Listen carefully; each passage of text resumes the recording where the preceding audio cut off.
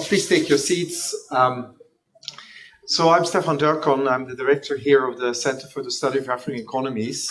And usually, even though the conference has already been going and there's quite a lot of buzz, but this is our first panel, our first plenary. So it's a good moment to briefly welcome you here at our conference. We had, again, more than 800 people that submitted their papers to the conference. We have more than 540 people registered for the conference. Relatively speaking, the combination of Trump visa policies and Heathrow fires have limited the amounts of people that don't turn up, but disruption there definitely wasn't for those who had complicated travel. Of course, you will also have noticed that we'll still end up here in a little bit of a building site. This is a continuing problem at the college here where they have some structural issues with the main lecture theatre and the dining hall. So by next year, that should all be okay. So there's a good reason to come back to see the full glory of the college. But otherwise, I would simply say, just welcome here at the conference. And it gives me pleasure to let Mohamed introduce this particular session. But I want to actually simply say, to make it clear in practical terms, we're going to have first this session here, a panel around entrepreneurship in Africa. That will last until about 6 o'clock. And then actually we have another session before we have food that will be about using tax data in Africa.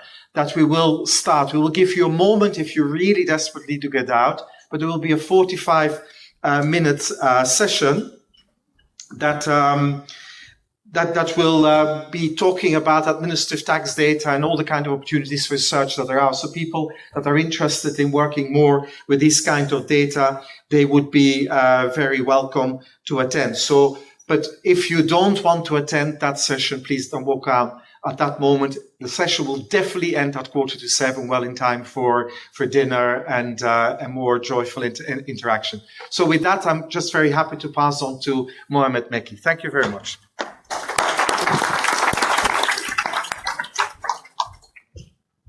Okay, thank you, Stefan. So I think we're delighted here to have our panelists, and I think every chairperson has always said that they're delighted to have their panelists. But as Stefan alluded to on Friday, I received a message saying that there's a fire in Heathrow. What's happening with your panelists? And I was briefly faced with the horrifying prospect of being the only person on this panel, which would have been the most boring panel you've ever heard at the CSAE. But luckily, we're all here. Most of us seem to be here. And unfortunately, Tommaso doesn't get to experience London Luton Airport, but maybe on your next trip. And so this panel really focuses on entrepreneurship in Africa, as Stefan said. We often hear about the exciting changes that are happening in Africa, young, growing population, educated, tech savvy, all the ingredients are there for growth. And so here we're going to be thinking about how that manifests itself in terms of the entrepreneurial ecosystem, startups, and in particular, what kind of investors are going to finance those high growth startups and who's going to capture that growth. And so as a field, we know a lot in development about micro enterprises and small firms, and in particular in CSAE, many researchers over the years have been at the forefront of thinking about micro enterprises, capital, microfinance, but we know much less about firms that actually hire a larger number of people, high growth firms and startups. We have much less rigorous evidence on that. And so one of the amazing things that Tommaso and his colleagues at the IFC and Chicago have done is that they've constructed this really interesting data set, and we look forward to his presentation where he's going to give us some very interesting, broad statistics about the entrepreneurial ecosystem. And so just to briefly introduce Tommaso and the rest of the panel, Tommaso Porzio is an associate professor in the economics division at Columbia Business School. He's a macro development economist and one of the most exciting macro development economists, the new generation, if I may say so, to embarrass him a little. And his research focuses on understanding fundamental causes of cross-country income differences and designing policies to address them. And then to the left of Tommaso, Alex Fraser is CEO of Viridian, an impact agency that designs and delivers programs, research, and strategic initiatives for early stage entrepreneurs, investors, and entrepreneurial organizations across Africa's ecosystem. I first met Alex in South Africa. They have a very interesting initiative, the African Angel Academy, where they train new business angel investors. So it's our pleasure to have Alex here.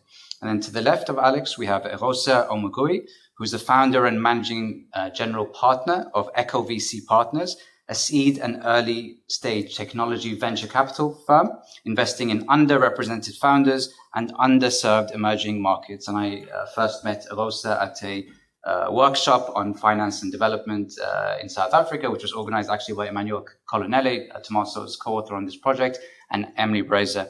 And previously, Eghosa spent nearly 10 years at Intel, where his role was Intel Capital Director. So very happy to have him. And then to the left, we have Fadilah, CEO of the African Business Angel Network, ABAN.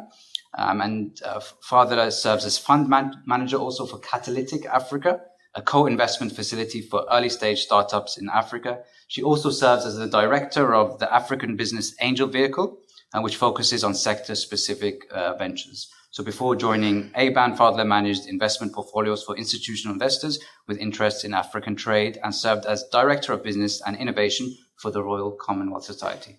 So that's enough from me. I now turn you over to Tommaso, who's going to be speaking for 20 minutes. And the format is going to be this as a framing piece for the panel, and then 10 minutes opening response from each of our esteemed panelists, and then we'll open it up for discussions.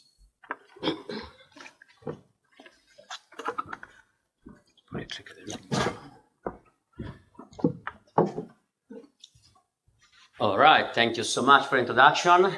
Thank you for having us here. It's very exciting to talk about startups in Africa and to do so with esteemed panelists that are actually practitioners in the field. So I really like this idea of bridging together academics and practitioners. So this is an overview of a project co-authored with Emanuele, Chicago Boot, Marcel Marianne, the IFC, and Chun, who is a PhD student at Stanford. And let's see if, yes, perfect. So why do we study startups in Africa? I'll give you just a little bit of a motivation, but the main idea is just that there's a thriving startup scene in many African countries, and we don't know much about it. So that is literally why, we started essentially this project. Just to give you some numbers, like in 2021, collectively, the startups in Africa raised approximately $6 billion with very fast growth in the last few years. If you look at Y Combinator, one of the biggest, most prestigious accelerator in the US, in the class of 2022, there were 31 startups from Africa. That, if you compare it, for example, from those from Europe, roughly almost half as many as those from the overall continental Europe. If you care about numbers, you may be interested in the number of unicorns. There are 9 unicorns to this day in Africa. Some of them are very famous, like Andela, Flutterwave, or Chipper.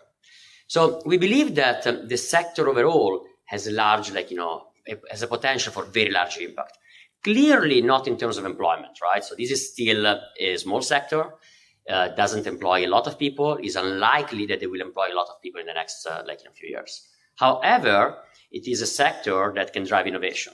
We know that's also true in the United States, where essentially the startup scene doesn't employ a large chunk of the population, but is responsible for a large share of the overall patents.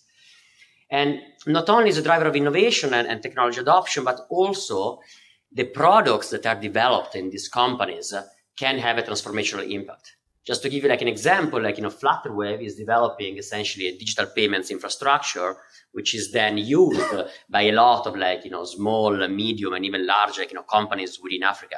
So the startups develop products which enable economic growth on the continent. As I already said, we started this project maybe not with a specific research question in mind, but really because we realized there was a knowledge gap in academia. That most of the work in development has been focused on micro enterprises, to some extent correctly so, because most of the enterprises in the continent are micro as of today. But we believe that it's important to look forward and so try to think to study this new sector. Okay, now just another reason why I think today is particularly important to have this conversation is because the sector is facing headwinds.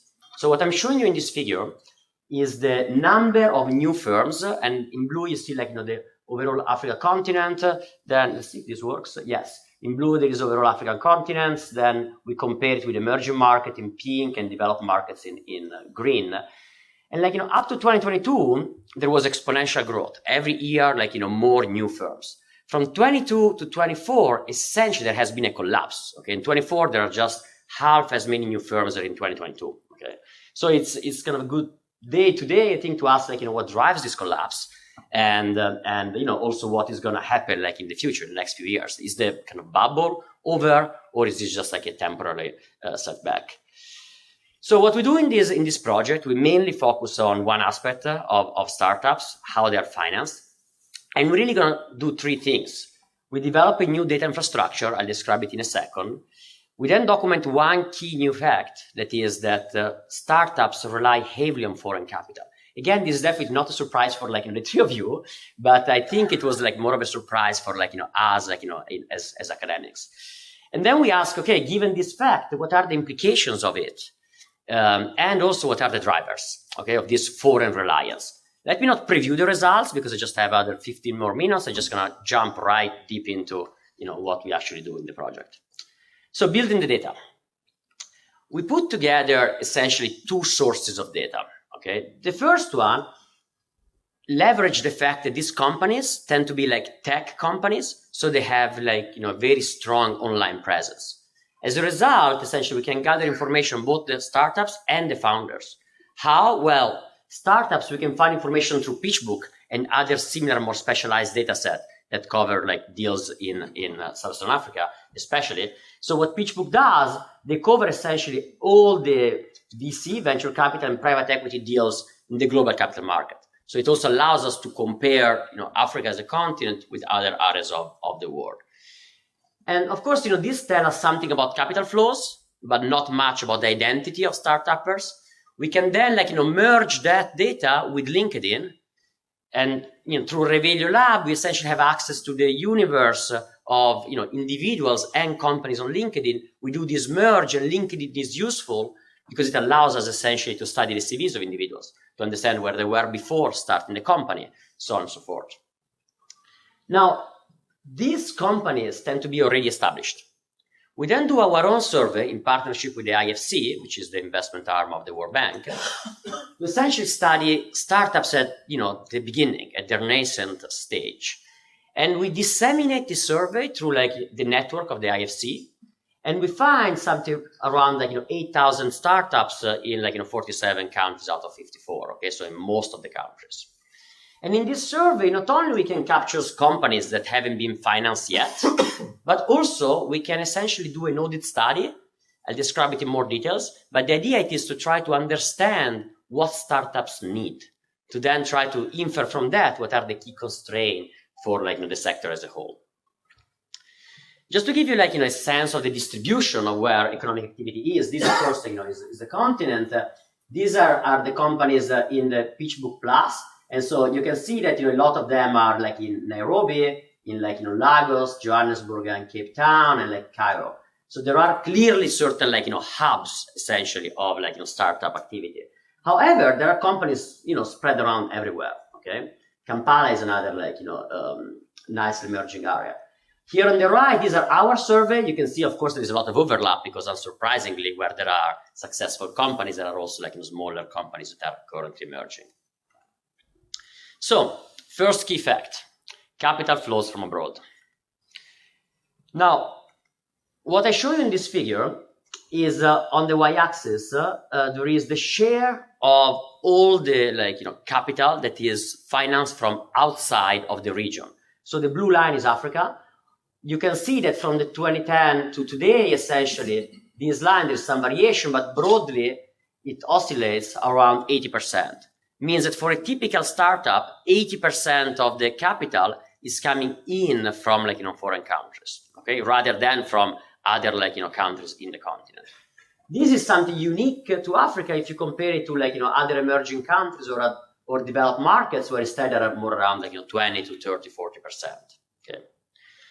So this is the key fact. Then you can dig a little bit deeper to try to understand, okay, from which countries exactly do they receive financing. So here we open it up and we see that, for example, this is Africa to Africa, it's just 20% of the flows. The majority of capital comes from North America, which is really United States. We just didn't want to give too much prominence to the US, and Europe. Okay, so just to have some symmetry, I guess. But so like North America and Europe clearly, provides the largest share of funds. DFIs, development finance institutions, are also quite important. China, very tiny. I was surprised. Of course, there is a lot of capital that flows from China into the continent, but not to companies, okay? More directed to government or infrastructure development. You can then, unpack this by region.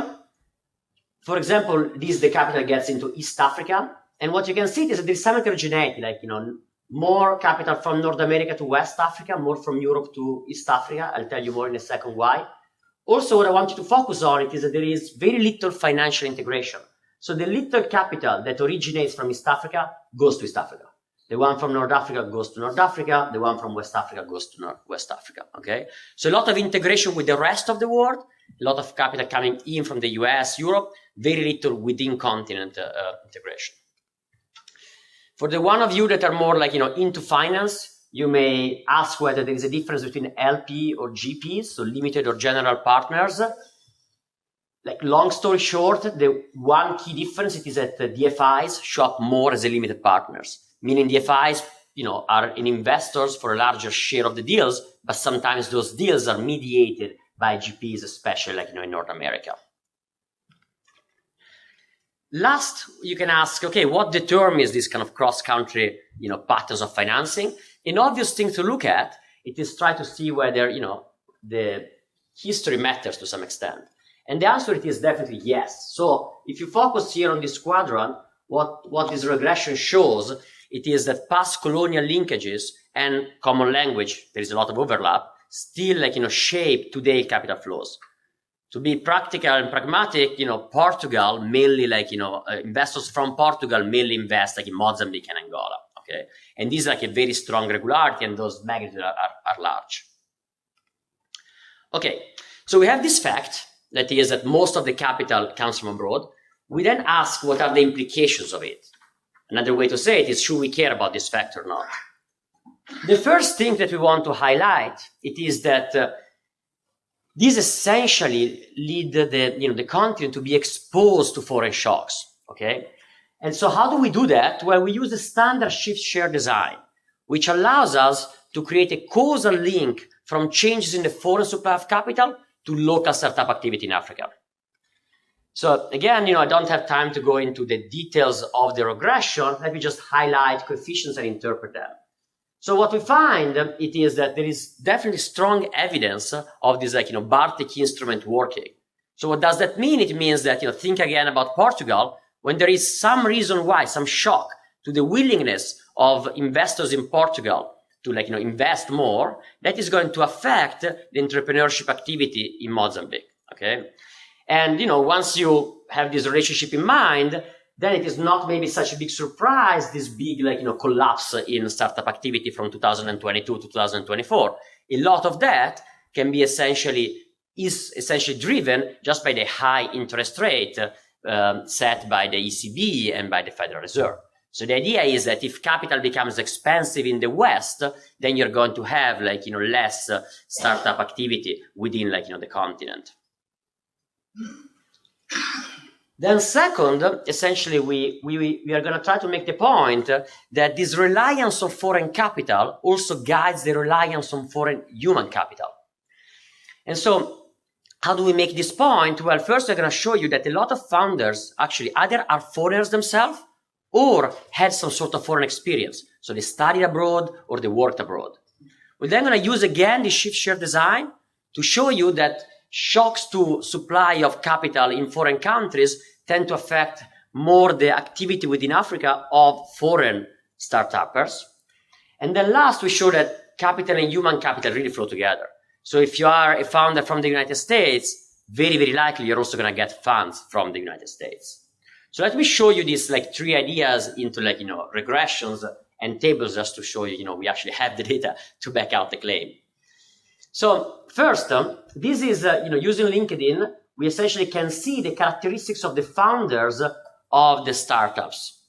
And so let me highlight a few numbers. First, if you look at the continent, more than half of them spend some time either in education or working abroad. Okay, and a lot of that tends to be master degrees. So a lot of the typical, timeline, it is that someone study maybe in their bachelor within the country and then go abroad. Then like founders go abroad for a few years, maybe to get a master, to work, then they come back and they create a company. The other stuff which is striking here is that 44% are like, white. Now, in LinkedIn, you do not know where people are born. And so then one way to try to get a sense of whether, these are actually people that from the continent go abroad or come back, or whether they are foreigners, it is to just look at the color of their skins. And 44% of them from the pictures in LinkedIn, they are white. Of course, not all of them are going to be born outside of the continent, but I think it's still like a striking number.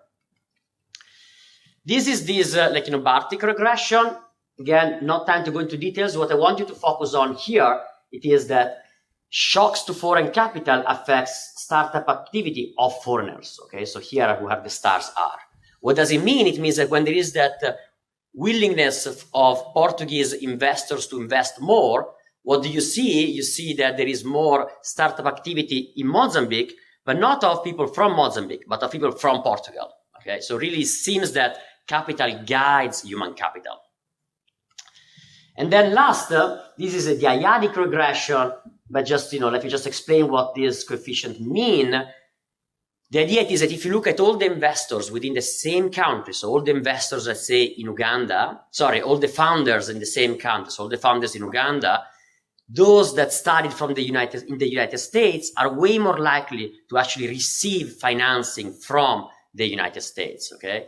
And so again, this tells us that human and physical capital kind of move together. Is like, evidence essentially of like, frictions such that only founders from a given capital really manage to get access to, from a given country, really manage to get access to capital from that country. Okay. Now, third implication is what we call like, foreign captures. Okay. So the idea here it is that, of course, if you have a lot of foreigners that own African startups, then a lot of the returns are going to go like, outside of the continent.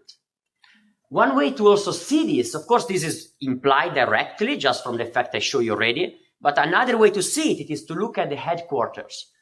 And so you actually see in this figure that of the companies that are financed with their headquarters being in Africa, a relatively large share of them move the headquarters later on, either to Europe or to the US. Flutterwave is an example. It started in Lagos, but now the headquarters is in the United States. And so this seems to be like a regularity. And of course, those companies that move their headquarters tend to be the more successful one. So again, this idea of like, capture essentially of the companies by foreigners. Last, foreign products. So what we show here, it is essentially that flows of capital also guides and drives the type of products and business models that these companies develop. Okay. Now, this doesn't have to be bad. Okay. It just may be that it's driven by competitive advantage, but also it may lead to like misallocation of innovation.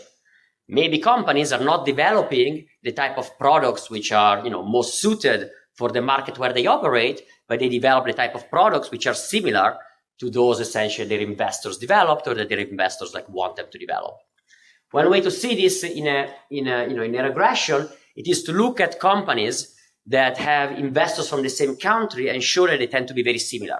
How do we define similarity? We can use LinkedIn data and look essentially at the description of a company to try to, identify, the textual similarities of two companies. So just wrapping up this part of the paper, essentially, the idea is we show you this fact, foreign capital, and then we have like 4 implications. First, exposure to foreign shocks. Second, foreign capital guides foreign human capital. Third is foreign captures of African return. And fourth, foreign products. Now, in the last few minutes, let me discuss a little bit, why? Why do we have all this foreign capital? What are the drivers of it? And really, we can consider 2 hypotheses. The first one, it is, well, maybe because startups in Africa search for type of capital which is not available locally. Or second, because they search for type of investors that are not available locally. And we can use our, unique survey to try to unpack the 2 explanations. Just to preview the results, the data is more consistent with the foreign capital than with the foreign investors explanation. Okay. Why? Because companies are capital constrained, not human capital constrained, and because they show strong preference for equity capital, and that there is not much equity capital within the continent. So let me show you this again in a couple of figures. So here we just ask companies, how much capital do you need? And essentially, the median company asks for $500,000. So these companies definitely do not want microcredit. They want large amount of credit. Do they manage to get it? Well, not really. Most companies get essentially a small fraction of the capital that they seek. In fact, when we ask them what is the main constraint, they say access to finance. And look, this is remarkable. Even big companies, so these are companies extremely successful, still 80% of them say that access to finance is the main constraint. And it's not surprising if you look at how they are financed, because essentially, small companies, they're mainly financed by personal savings. But even big one, only 30% of them receive any VC or angel money. And in fact, even among the big companies, 1 out of 5 mainly relies on personal savings. Now, last, this survey experiment. So what do? Essentially, to all the startuppers, we show them a bunch of profiles of potential investors. And these investors are realistic but artificial, so we create them. And then we vary some characteristics, such as the type of financing they offer. This is equity, this is debt. Or where the fund is. This is a fund that has headquarters in New York, and this one a fund that has headquarters in Burkina Faso. And then we ask the founders to rank these different investors, okay, and give us a grade essentially. Then we can see which characteristics of the profiles lead to high preference. What's the result? Well, essentially, these characteristics at the top are all the characteristics of the deal. So what do founders want? Equity offers. Strong preference for equity offers. What do they want? Low interest rate. What do they don't care much about is whether the team is foreigner or not. So essentially, this is the idea that if you ask startuppers, they just want equity financing. But equity financing is not really available within the continent, and so then they have to rely on foreigners. It's not that there is a premium just for a foreign team. So it's not that these companies need that expertise, need that consulting that comes with foreign team, or at least doesn't seem from this evidence. Okay, let me conclude. So, and in conclusion, I'm also going to ask some questions for the panel, I guess. So first, we believe that there is a very large potential for startups in Africa. Again, the sector was booming until 2022, is now collapsing. There is an obvious question that is, what is the future of the ecosystem? Now, in this project, we essentially try to do a tiny little step in the direction of understanding the startup ecosystem by essentially building up data. We believe that we're just scratching the surface of what can be done. So, hopefully many people in this room will do more work on startups in Africa. We learned a few insights so far. This key new fact, relying on some foreign capital. A few implications. So this idea that, if you rely on foreign capital, you're going to be exposed to foreign shock. You're going to be exposed, and gather a lot of foreign talent. You're going to be, at risk of returns captured by foreigners. And you're going to be mainly essentially pushing and selling foreign products. And then for us, it seems that the evidence is most consistent with the idea that the driver of this foreign reliance is just that startups need equity finance, which lacks locally. And so then my, key last question is, should Africa develop a local equity market? And, will it happen? Is it happening? Actually, it is happening to some extent. We have evidence in the panel. And then is there any role for policy making and for academic and practitioner to try to encourage this development of the equity market in Africa? Thank you so much.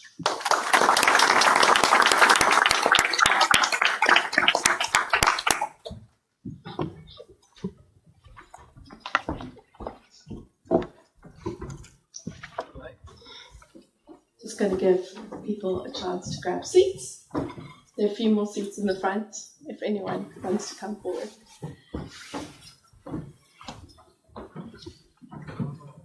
So first of all, thank you so much, Mohammed and University of Oxford, for inviting us to this panel. And then second of all, thank you so much, Tommaso, to you and your team and the IFC for doing this research.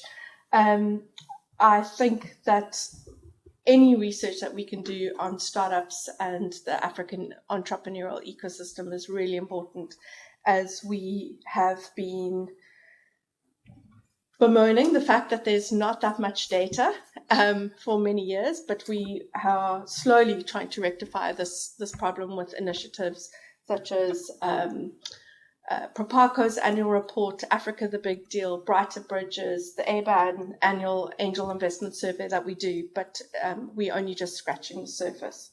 So I really think that, first of all, the total amount of early stage capital that goes into Africa is small. It is equivalent to the size of capital that effectively is invested into startups that are resident in Miami.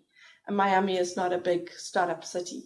That's the whole continent. However, it has grown significantly since when I started in the venture capital industry, which was many, many years ago, and when I did my thesis.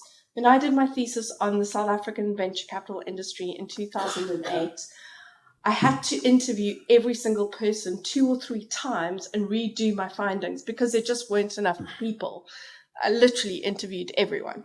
And when you see the progression over the last 15, 20 years, it has been significant. So while we have seen investment levels drop since 2022, they still are at pre-COVID levels. And what is really interesting is that we're starting to see debt and other innovative financing mechanisms and angel investors start to play a much more significant role in financing the ecosystem as a whole. I think what's really important is that the entrepreneurial ecosystem in Africa is broad.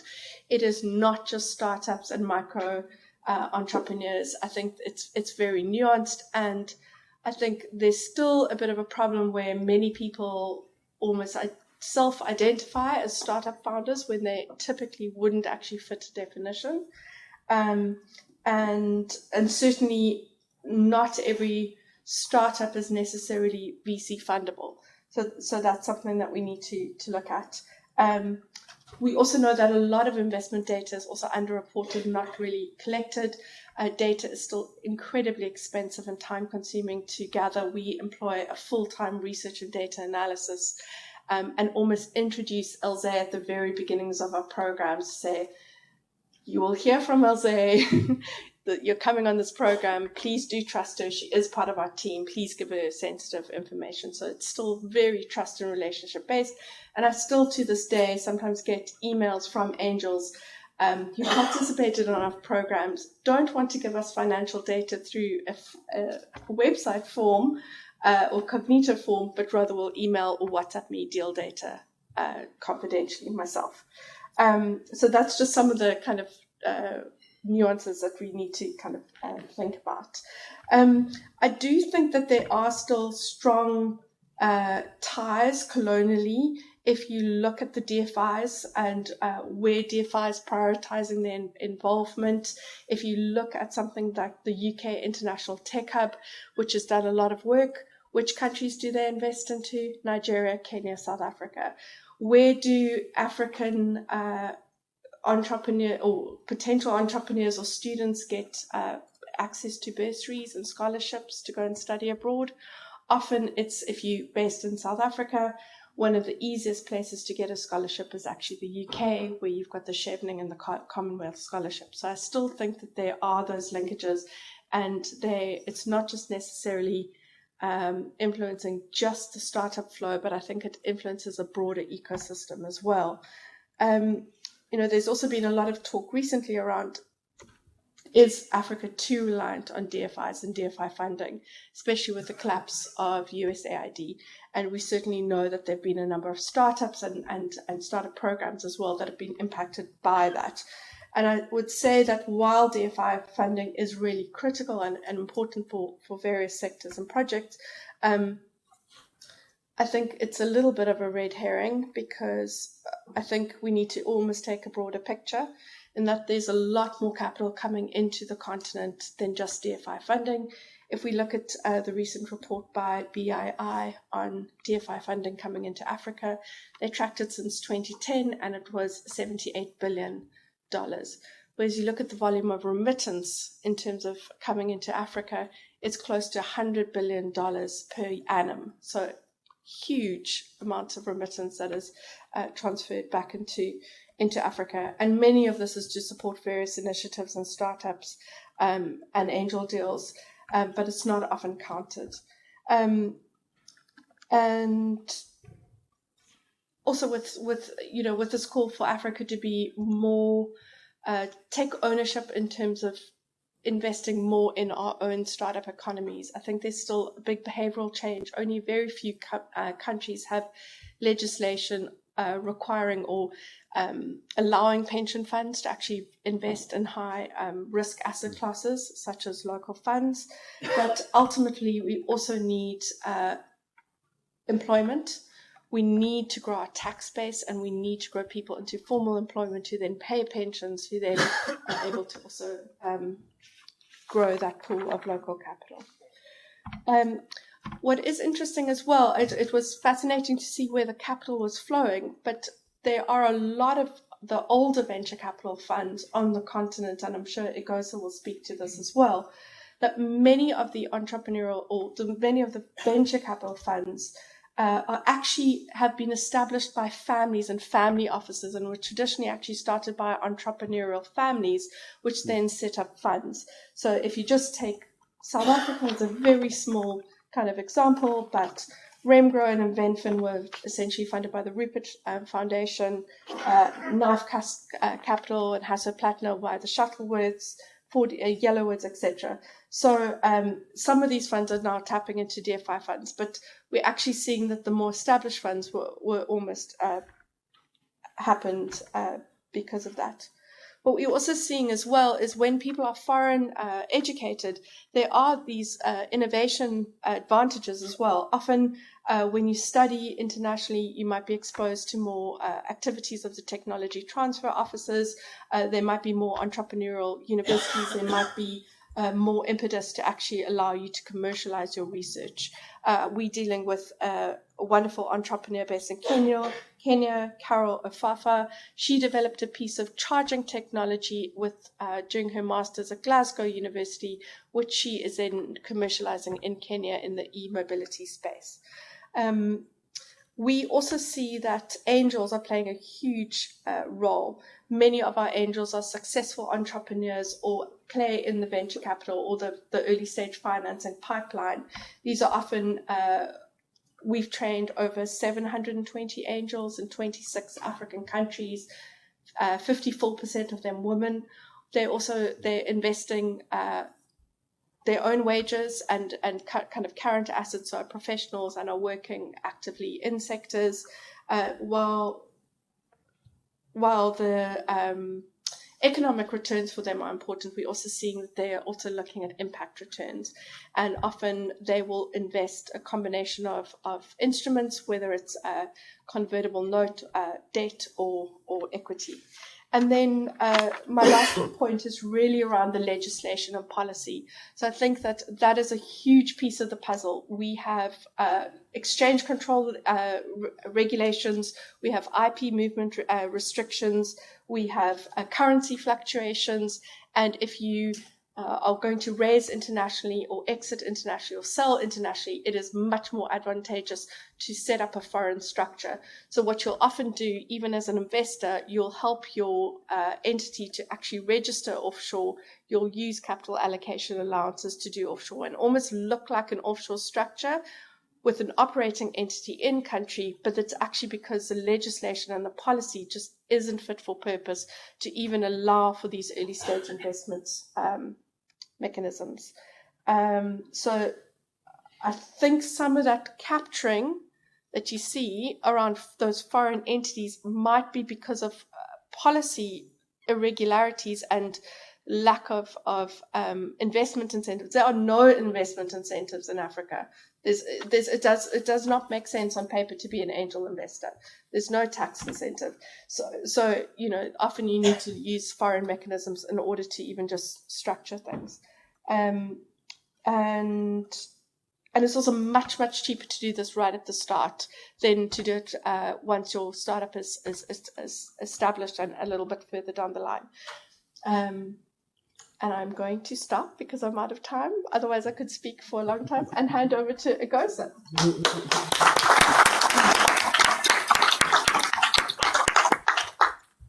So thanks a lot. That was fantastic. I'm glad I didn't go first.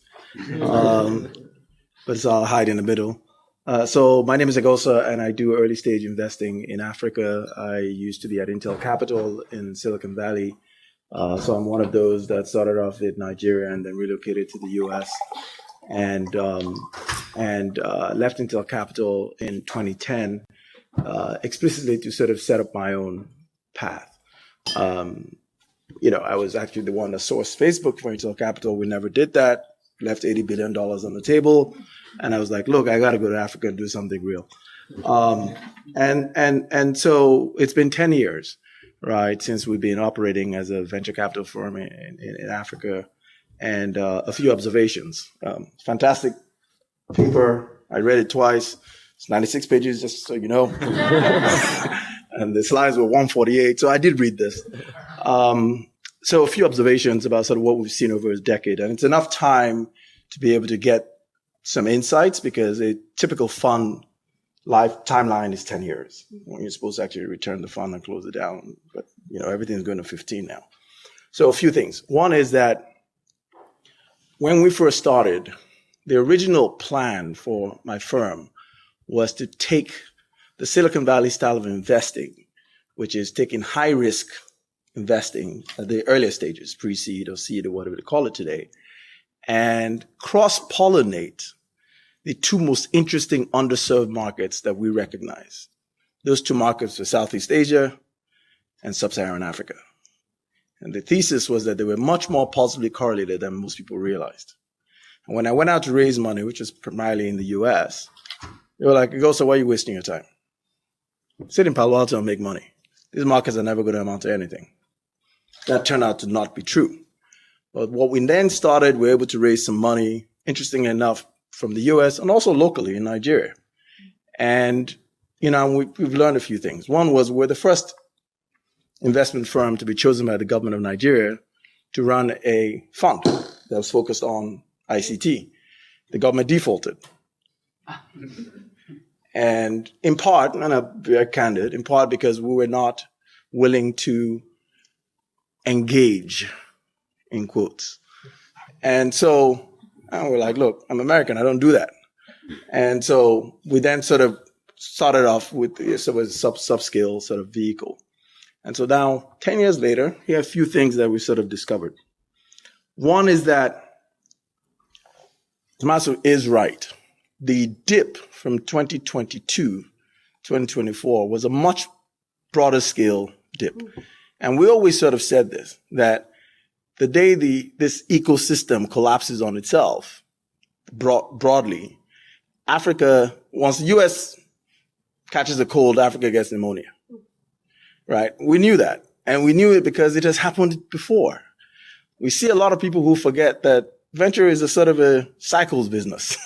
You're not learning anything new. You're there 8, 10 years, you've seen a bunch of things. But there were a lot of people in the market that didn't have a lot of the reps and experience. So that was a problem. The second was that he's absolutely right about capital guiding decisions. So we manage a pool of money for a US private equity fund doing venture. And it took me a few years to understand why. I think we brought 21 deals, fully packaged, and they declined all but 4. And then I realized that the 4 that they did not decline all had these foreign-based founders. There's a specific look and feel. They went to Stanford, they went to MIT, they went to Columbia. Shout out to Columbia, right? But the ones that we couldn't get approved were local founders. And when I look back now, I look at those local founders and they absolutely killed it, just delivered. But they were never good enough on paper. Interesting. Another interesting point is we run what we call pods. So we do different types of investing into different sectors. We realized that it was much easier to actually raise money when you had sort of vertical focus. So we have a climate fund that we've just deployed. And we're surprised as part of the research into the basis for raising a fund like that to find that 92% of money coming to climate startups going to non-African led companies. 9-2. Which is just crazy.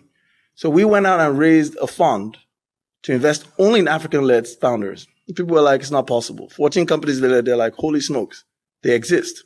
And we said, yes, they do. And they're doing really, really well. All but one is profitable. Which leads me to another thing, another sort of interesting sort of impact on the dip in 2022 dip. We're seeing more founders now who are not interested in getting on the venture capital flywheel. For whatever reason. Maybe they see a lot of people who failed, a lot of people who never sort of were in the business of creating 10-year, 20-year, 30-year companies. So a lot of them are less interested in venture and are designing companies the way you expected them to be designed. So companies that literally get funded by customer money. Imagine that, right? Revenues, product market fit. Now you talk about fit and then you run into another problem, the DFIs. So when we started, DFIs were like, VC, what is this thing? This is kids table stuff. We're doing private equity. Then a few years later, they're like, whoa, this VC thing can be big. So let's go invest in it. But you know what? Our best idea is to do first-time managers. So 5 years later, they're like, there's no liquidity. What's going on? Not understanding for some bizarre reason where they wanted to run an experiment. I don't know what it was. Maybe it was an experiment, could have been, about investing in first-time managers, right? So I'm like, oh, you're running experiments. Great. So they come to me and they're like, hey, Eghosa, we hear you're raising another fund, another climate fund. I'm like, yeah. They're like, boy, the companies you invested in this first one are super interesting. Would you take the FI money? And I said, I don't know. And they asked why. And I said, well, you would never have given me permission to do this. The pilot fund I raised to showcase what was possible if you were looking for African-led climate companies, you would never have given me permission. Because a lot of the funds you see funded by DFIs are products designed for DFIs, less so for the market. Which brings us to another point. What should products designed for this market look like? Well, they should look like a grocery store. They should look like an aisle in the grocery store.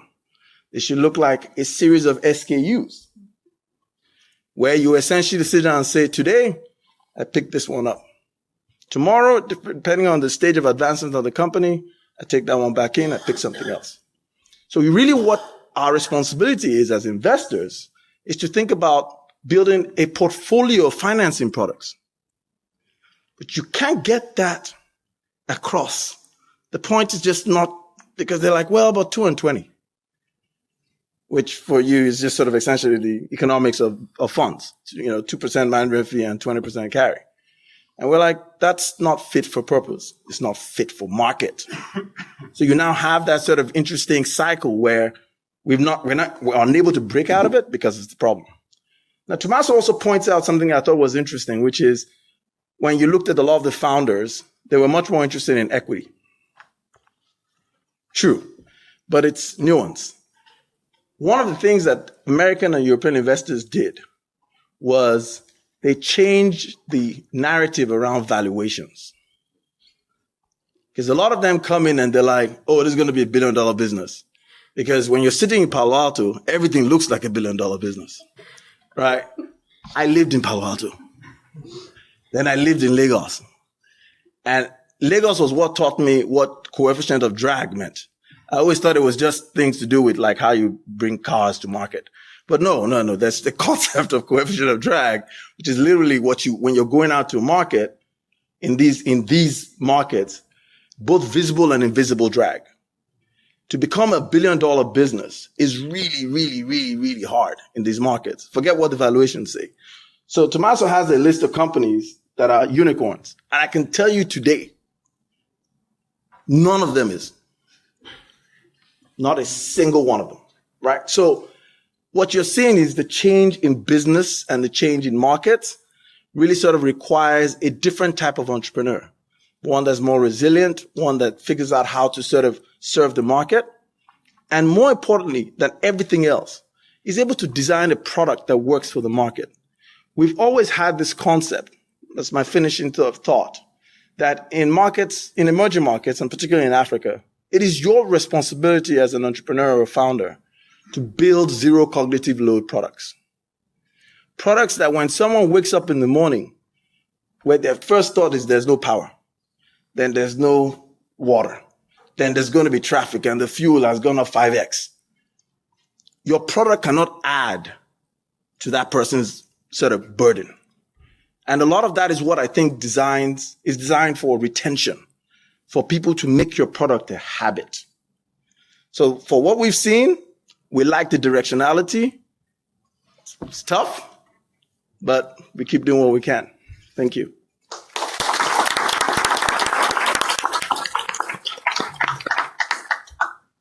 I couldn't agree more with Eghosa and Alex's stand. First, I would like to thank the University of Oxford for extending this invitation.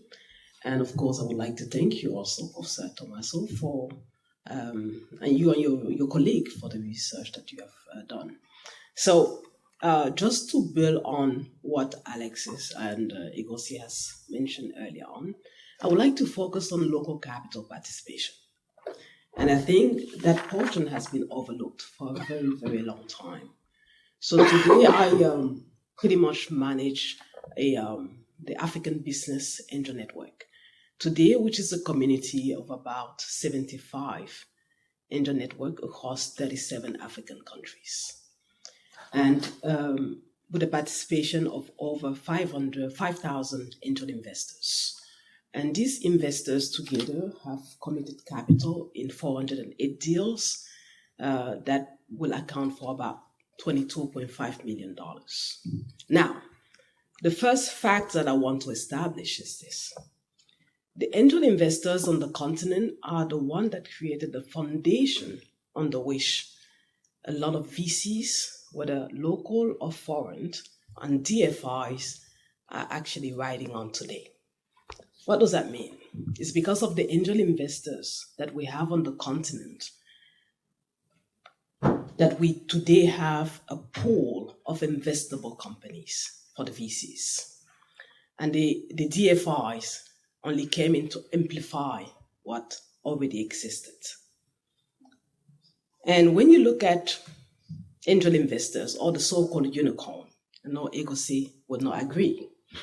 I would rather call them multi-million-dollar businesses, right? That are doing very well. When you look at those multi-million-dollar businesses, you look at the cap table, you look at the initial investors, every single one of them will have a business angel. Now, if you found out about one that doesn't, I would really be happy to know and find out why an African investor didn't commit capital in the first place.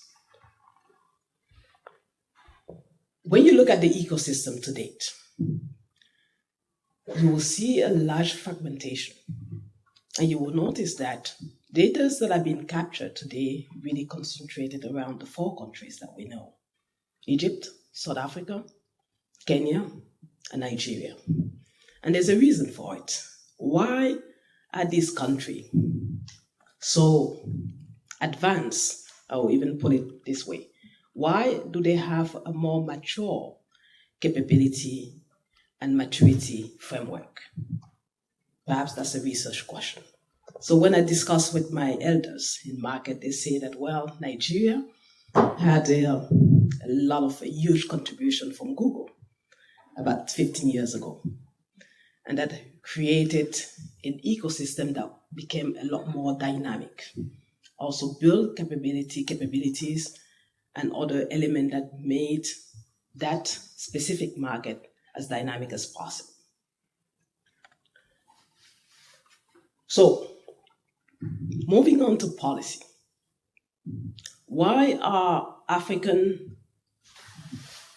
contribution or participation into the startup scene not captured? Data. It has been extremely hard to collect data. Even though we started about 5 years ago to create annual reports, I can admit to you that we're yet to capture the entirety of the whole continent. But that does not mean that Africans, local business investors are not participating, right? And moving forward, I know that with the many research projects that are emerging, we'll be able to have a clear picture. But now, when it comes to policies, can Africa accelerate the participation of local business angels? Yes, Africa can.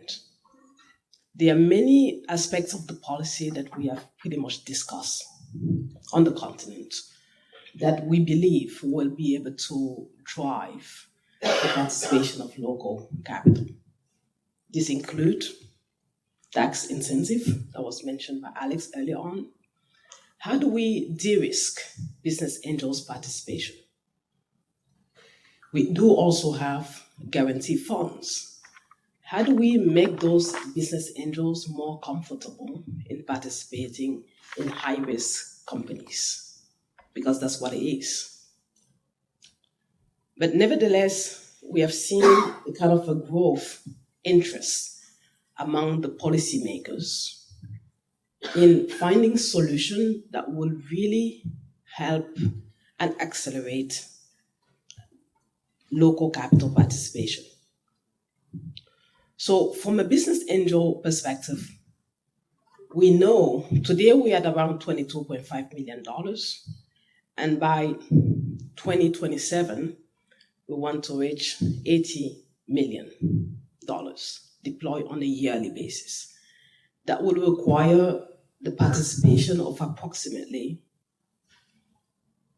5,000 plus angel investors that are very consistent and professional in their way of pretty much investing in these early stage companies. And of course, there are many actions that we have taken in order to drive those, such as creating funds. We launched the first matching fund on the continent called Catalytic Africa. So Catalytic Africa is essentially a matching fund that we have built to co-invest with our local business angels. And we piloted the fund with $1.5 million. And with the $1.5 million, we were able to unlock approximately $3 million from African Business Angel Network. So this is a proof that when we have a framework, when there's a framework, when the framework is clear enough, Africans do actually participate. The other element that we have looked at is around the guarantee fund. How do we continue to de-risk the participation of local angels in making sure that they can continue building the pipeline that is much needed for the commercial funder like the VCs and other funders like DFIs. So essentially, our role is to continuing, first of all, recognizing that on the continent, there are tech startups that are being built. There are tech-enabled startups, such as SMEs, that are also being built. But also understanding that business angels are also moving from sector agnostic to sector specifics. And these sector specifics are very much deliberate, designed to drive economic development in key sectors on the continent, which include agriculture, energy, smart cities, sports and culture, and many other sectors that we believe are the key drivers of economic development. So thank you.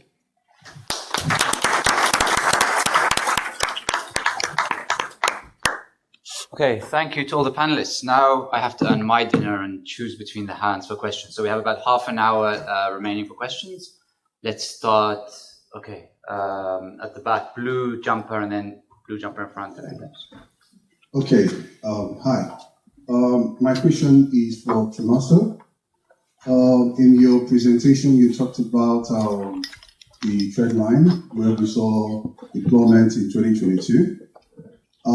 My question would be, in your paper, do you have more like the causes of this deployment? And if you do, is it possible also to come up with more or less a policy document that could be presented to the African continent and showing ways that this dip can be curtailed and also leading to probably sustainable growth in the nearest future, basically. Thank you. I'm going to collect a few questions. So the blue jumper in front as well. So, my question is to Fadilah, sorry,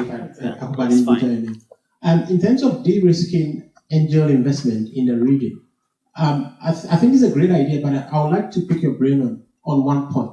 How different would this be from the numerous tax breaks that governments have been asked and encouraged to offer to FDI that seem not to have worked? And I mean, others claim that it's actually led to a lot of fiscal costs to these countries. So, when you think about the de-risking, are you referring to financial incentives, or it's more on regulation and other things?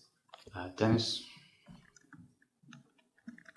Thank you. So the question that touches on Fadilah, your contributions, and also sort of the data sources, Tommaso, that you're using.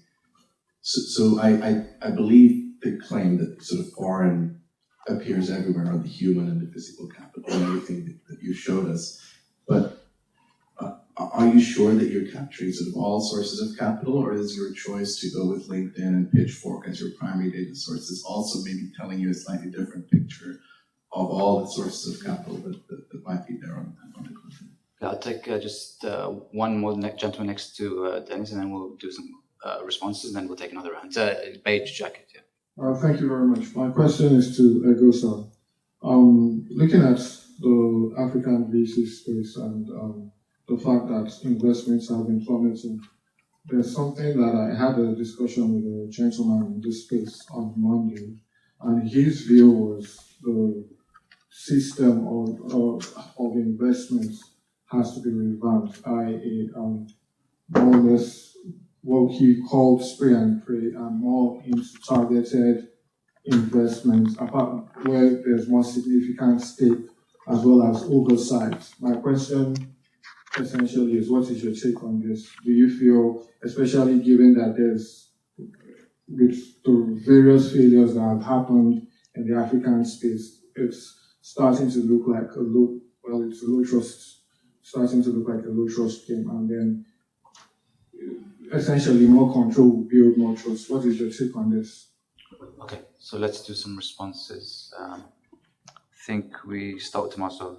First question was to Tommaso. Sure. Can you hear me from this microphone? If you just use Alex's microphone. Okay, use this one. Perfect.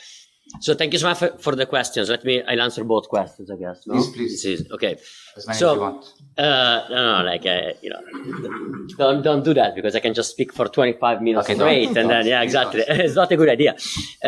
Okay, so the first one is about the plummet, right? So the collapse from 2022 to 2024. The truth it is that we are now in the process of trying to quantify the contribution of external decline in capital supply to what is happening within Africa. As typical of academics, it's taking us forever to actually come up with a paper. So we don't have it yet. Hopefully we will have it in a few weeks, and we will disseminate broadly.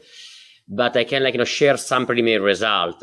And in practice, it seems that it's hard to connect. So what's the story, first of all? The story is that in 2021, there was a very low risk-free return from, within the United States, within Europe, because the interest rates were extremely low. And so then essentially investors were just searching for yield. And so just looking for investment opportunities elsewhere, among which in Sub-Saharan Africa, in Africa more broadly. Now, with an increase in interest rate, of course, now you can just park your money in a bank and get 5% risk-free rate. The desire to invest in riskier activities collapsed. And as Eghosa put it, this is of course true, also within the United States, but as the US, I guess, catch a flu, Africa gets a pneumonia. So I think that to some extent there is a lot more redirection of capital from Africa to within the United States. But it's literally just connected to the interest rate. Now, can we quantify that? We are doing it. We can use those regression coefficients to quantify it. And, it seems right now that it's probably something around 1/3 at most of the decline within Africa can essentially be linked to the general, decline in desire of searching for risk. So that means that, there is something else going on. And I'm actually curious to hear, from you, whether you think that there is something else going on, why there's just less startup activity in the last couple of years. On the second question, Dennis, and by the way, I should have said, thank you so much, from all, your comments were extremely interesting, especially Eghosa that say that, we are right. So, referees in the room, please, remember. But anyway, so back to potential referee Dennis, selection. So the truth it is that I think we're going to be very careful. We are only looking at formal capital. Okay, so we are looking at deals which essentially have some sort of online trace. That's definitely not all the capital. Our work shows that it's not all the capital, because for a typical, small startup that we reach with our second survey, only 20% of capital actually comes from VC. A lot of capital comes from friends and family. And so those are part of the angels that, maybe we're talking about. Some of those essential investment just happen through networks, and we will not see those. So I think we're going to be very, very careful. At the same time, it is important to notice that this formal capital, not the informal one, mainly comes from abroad. Okay, let's stop here. Okay, I think Fadilah, you had the next question about de-risking. Right. In terms of taxes, I think that was the question. I would just like to focus on that. And I would like to take an example. So, so far we have, I think, a critical base of angel investors on the continent. But to make this work, we need a critical mass. How do we move from the critical base to the critical mass? Let's assume that you yourself, you're an angel investor. And we know very well that angel investing is one of the riskiest investment in the value chain, right?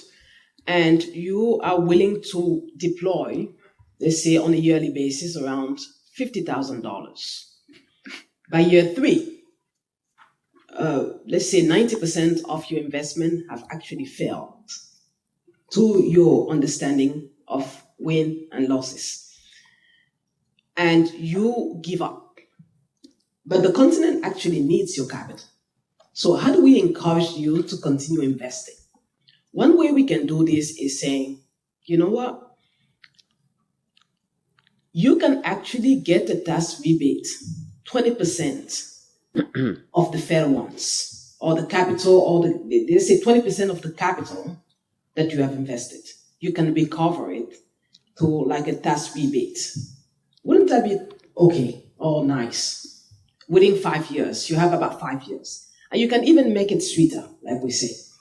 You can say, in order for you to claim back that tax, you have to be a registered angel investor or business angel.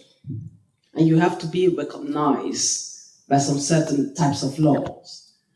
And to get that certification, you have to comply to a number of things. So what we're essentially doing is building a pool of consistent individuals who will be continuously investing their own capital over time without necessarily getting discouraged by unsuccessful businesses that they will have in their own portfolio. I think Alex had a comment and then Eghosa had a question. In terms of de-risking, I think there's a policy element there as well, but I think there's also an education element. So especially when it comes to the technicalities around deal structuring, especially understanding your local legal context, due diligence, valuations, sector-specific investment. We've seen that for every single dollar that we've spent in training angel investors, $6 are deployed by those angels into the private market. So by increasing an angel's confidence and their technical skill and ability, we're seeing that level of investment increases because they are able to make better choices and do better deals. versus other angels that go into the market, get burnt, and then stop investing. So that's really critical.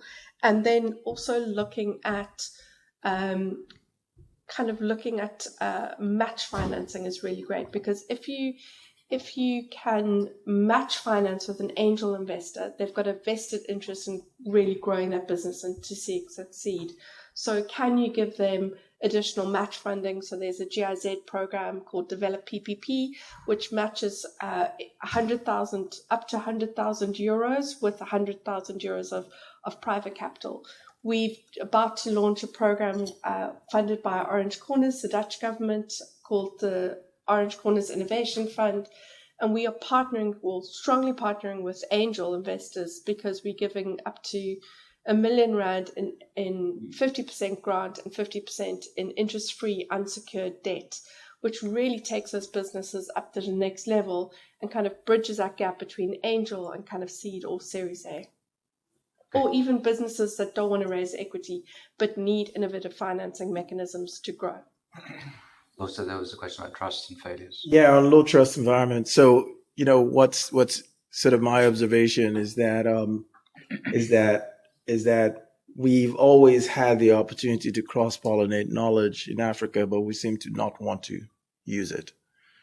So even when we first started, we would tell a lot of these investors, this market will be cyclical, and you will think you are really smart right up until the point where it chooses to humble you. And, lots of people were walking around saying, I've got this unicorn and that unicorn and so on and so forth. And, they don't really exist anymore. Right. And so I think the challenge is that you're now finding a lot of different types of triggers for what you're seeing and hearing. One of them is that a lot of these founders, and I think, Tommaso, you actually made an interesting point in your research about governance, right? So we were not the most favored VC firm because I don't play with my money, right? So when I put my money in, I have expectations. And so what you found was a lot of people were doing spray and pray because everything, is a classic, book, number go up. Right. And so you now find this sort of backdrop where all of a sudden people realize number didn't go up. In fact, number disappeared. Right. So you now have, I've lost all my money. Then you find out that the founder has relocated to Canada with their families. They're sending monthly reports, but the business has not really existed for 2 years. But they're still sending monthly reports. Right. So you now have this sort of, you think it was low trust, it became paranoid trust. Right. And so now all the investors and the VCs are like, maybe we need to do more concentrated portfolios. That's a very different strategy, by the way. You're moving from one type of strategy to another. Right. And then you're also finding that many of them. So I'll confess, there was a point in time 2 years ago where I called a bunch of fund GPs and I said, enough's enough.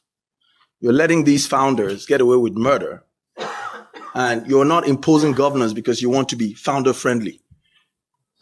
That doesn't work. You need to sort of figure out how to manage them. And so eventually, there's now a new governance code and housekeeping seal and a bunch of things. 2 years, right? Wasn't trying to get credit for it. Let the younger folks do that and get their credit. But the more interesting thing to me was, can you effect it and make sure that it works for these folks? So changing the strategy about how you invest and how much you invest is not what you need to do. What you need to do is to figure out that the founders you're putting money in have sort of the necessary guardrails to be able to sort of execute. And that's why I keep saying, the one thing we've learned because we invest in different segments, vertical segments, is that the segments that are not popular to invest in, so climate and ag, those are mission-driven founders. They will take $1 of investment and what they will do with that dollar, because they have no idea when the next one is showing up. Meanwhile, the fintech founder is like, I just show you something, and look, Africa is 1 billion people, and they will all be paying. Right. New offices. And you're sitting in brand new offices, driving matching G-Wagons. I mean, all rubbish. I haven't driven matching G-Wagon and you are driving it with my money. What are you talking about? Right. So I think what we found is, that dip has really helped because the easy money went away. right? And, and I've been an instructor at a bunch of the African Angel Network, African Angel Academy, and so on and so forth. And you find that the angels are still willing, but they just want to now put not just more discipline, but more knowledge into it, right? So things like diligence, people that never did diligence before. The founder could miss the mirror and talk about fintech and you send him 50K, right? That doesn't happen really anymore. Now, I will point out something that we should watch for. So in my bio, most people don't know, I used to be the lead AI investor at Intel Capital. So I led all the investing activity. And one thing that worries me, and it's a thing that you might see in the dip for financing, is that Africa doesn't have a lot of organic AI activity, right? A lot of the money going into venture now is AI focused. So when you're not doing AI, no one has time for you, right? So, but what I keep saying to people when I'm like, look, I've been an AI investor for over 20 years. What worries me more than anything is what I think is going to be the disproportionately negative impact on the continent with AI. And I don't see a lot of people, investors and founders thinking about that. All they're thinking about is, number go up. Wow. That happened 3 years ago. We'll do it again. All right. So hopefully to answer your question in a somewhat long-winded way, yes,